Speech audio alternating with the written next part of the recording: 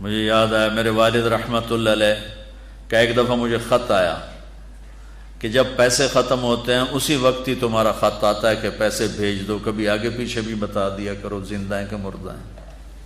تو تعلق ہی نہیں تھا، صرف پیسے تک تھا، ابھی پیسے ڈال دو پیسے۔ اب تو خط کی ضرورت نہیں ہے، فون پہ ہو جاتا ہے، اس وقت یہ خط ہوتے تھے۔ تو میرے والد نے گلے کا خط لکھا، مجھے افسوس ہونا چاہیے تھا، میرے اوپر جوں بھی نہیں رہی، ہم نے والدین کی عظمت کو پڑھا ہی نہیں ہے۔ وہ تو در مصطفیٰ سے یہ چیز ملتی ہے، محمد مصطفیٰ کے در سے یہ سبق ہمیں مل رہا ہے۔ ایک بدو آئے، ایک صحابی آئے، یا رسول اللہ میرا باپ میرے مال کو خرچ کر دیتا ہے، مجھ سے پوچھتا نہیں ہے۔ تو ہم نے کہا بلاؤ اسے۔ ان کو جب بلایا گیا تو اس نے پوچھا کیوں بلا رہے ہیں؟ کہ تیرے بیٹے نے شکایت کی۔ تو ان کو اتنا دکھ ہوا، انہوں نے چند اشعار پڑھے دل ہی دل میں، زبان پہ نہیں، دل ہی دل میں، اور مجلس میں آ گئے۔ جب پہنچے دربار رسالت تو جبریل آئے ہوئے، یا رسول اللہ اللہ تعالیٰ کہہ رہے ہیں اس کا مسئلہ بعد میں سنیں، اس سے کہیں وہ شعر سنا جو تو نے بیٹے کے گلے میں کہے ہیں، اور اب تیری زبان سے ادا نہیں ہوئے پر تیرے اللہ نے سنے۔ تو آپ نے اس سے فرمایا اچھا بھائی تیری گل تو میں بعد سنوں گا، تو پہلے میں نے شعر سنا۔ انہوں نے کہا اشہد انک رسول اللہ، میں گواہی دیتا ہوں آپ اللہ کے رسول ہیں۔ یا رسول اللہ میں نے دکھ میں چند اشعار زبان سے نہیں دل ہی دل میں دہرائے تھے، اور آپ کے رب نے عرشوں پہ سنا، واقعی آپ کا رب بھی سچا اور آپ بھی سچے۔ آپ نے کہا کیا کہا تھا؟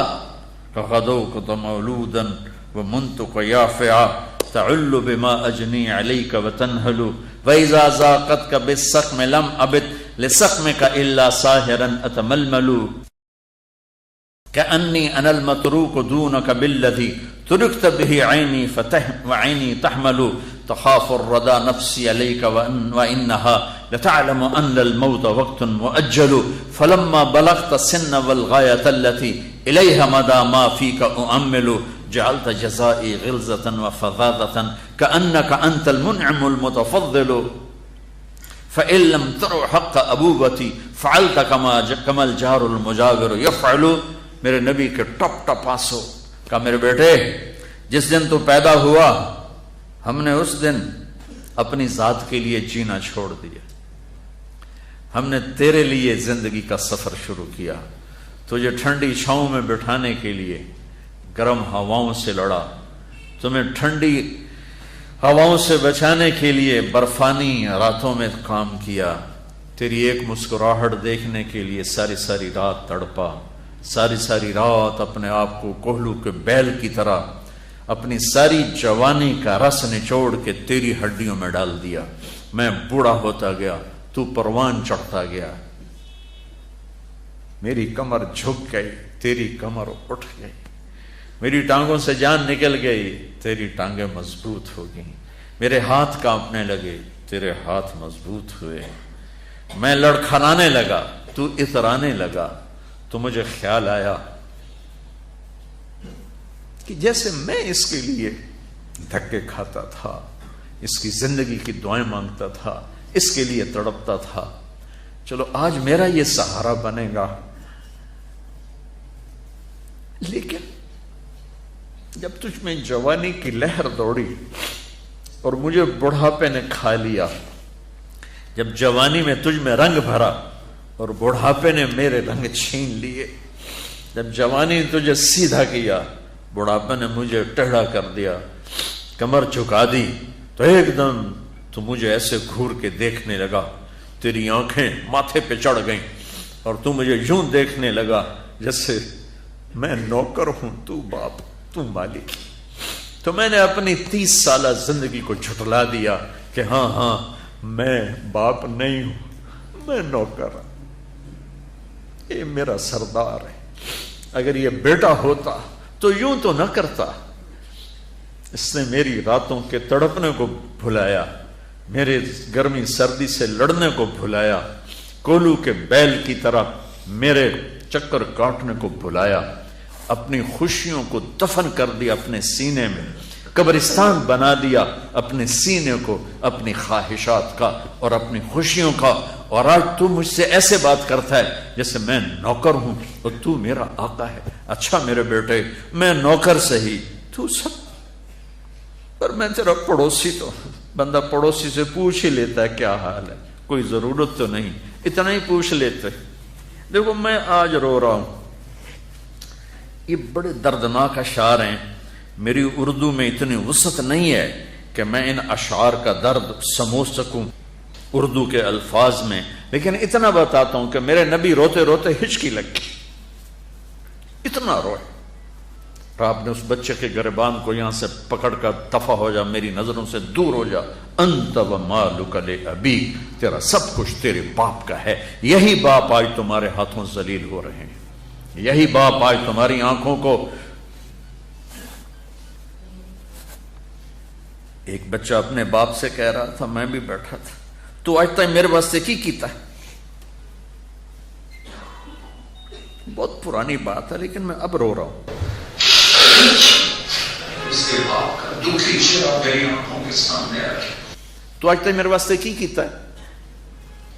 اور آگے باپ کہہ رہا تھا، اچھا میرا پتر، اچھا میرا پتر، تہاڈا بھی ویلا آ ہی جاوے گا. اچھا میرا پتر، تہاڈا بھی ویلا، یعنی آگے تیرے بیٹے بھی ایک دن آئیں گے، پھر تجھ سے کہیں گے تو آج میرے واسطے کی کیتا. بدبخت تیرے لیے تو تیرا باپ پس کے رہ گیا، اور تو کہتا ہے تو آج تک میرے واسطے بنایا کی، تو آج تک میرے واسطے کیتا کی. پاکستان کو نیا بنانا ہے تو حکومتوں سے نیا نہیں بنے گا، یہ میرے آپ کے اپنے آپ کو بدلنے سے نیا بنے گا. پاکستان کو مدینے کی فلاحی ریاست قانون سے نہیں بنایا جا سکتا. قانون کی قیمت کاغذ کے پرزے سے زیادہ نہیں ہے. یہ دل کی دنیا آباد کرو گے عشق مصطفیٰ سے، اور اپنے رب کے عشق سے اپنے دل کی دنیا آباد کرو گے تو یہ زرخیز زمین بنے گی. پھر یہاں اسلام کا پودا اور اسلام کے بوٹے یہاں پھول پھل کھلیں گے. تم اپنی ماؤں کے پیر دھو کے پیو گے، اپنے باپ کے پیر دھو کے پیو گے. اللہ کی قسم ان کی دعائیں تمہیں وہاں لے جائیں گی جہاں ساتوں زمین آسمان سونا چاندی بن جائیں تو نہیں پہنچ سکو گے جہاں تمہارے ماں اور تمہارے باپ کی دعا تمہیں لے جائے گی.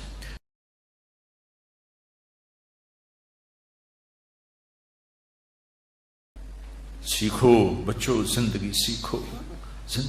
ڈاکٹر ہو کہ کیسے زندگی گزارنی ہے، خامند ہو بیوی ہو تو زندگی کیسے گزارنی ہے. ابھی تم پڑھ رہے ہو، یہ سب تمہارے باپ بیٹھے ہیں، تمہیں پڑھانے والی مستورات تمہاری مائیں ہیں. تمہارے استاد ماں اور باپ کا مقام رکھتے ہیں. جن والدین نے جنا وہ بھی ہمارے لیے، اور جو ہمیں پڑھا.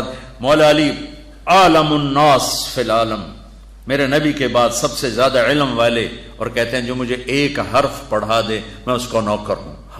لفظ نہیں کہا، لفظ نہیں کہا، ایک حرف، اور حرف کے ساتھ شریعت کو نہیں جوڑا.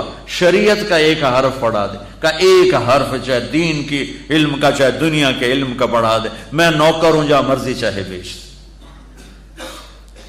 تو اپنے استادوں کو ماں کا مقام، باپ کا مقام دو، ماں کا مقام دو، عزت دو. اس سے اللہ تمہیں وہ علم دے گا جو کسی کو بھی نہیں ملے گا. نماز کا اہتمام کرو.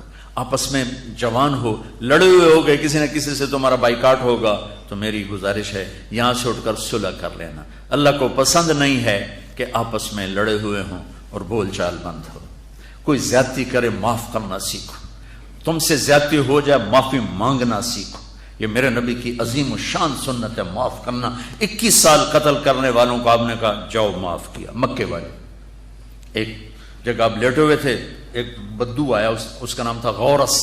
آپ کی تلوار لٹکی تھی، یوں اٹھائی اور آپ کو پسلی میں ماری. یہاں آپ اٹھ کے بیٹھ گئے تو اس نے تلوار سیدھی کر دی. کہا کون بچائے گا؟ تو آپ نے مسکرا کے کہا اللہ. تو تلوار اس کے ہاتھ سے چھوٹ گئی. تو آپ نے اٹھا کے سیدھی کر لی. تجھے کون بچائے گا؟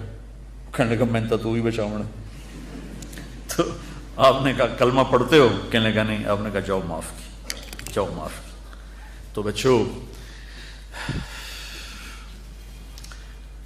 میں کتنا کچھ سنا سکتا ہوں، میں تمہیں ٹپس ہی دے سکتا ہوں. یہ ایک پوری زندگی کی ترتیب ہے. اپنے نبی کی زندگی پڑھو. خاص طور پر آپ نے زندگی کیسے گزاری.